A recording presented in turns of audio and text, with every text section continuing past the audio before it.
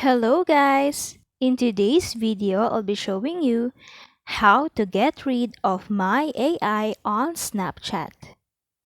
But first, if you are new in this channel, please don't forget to subscribe and turn on the notification bell for more videos like this.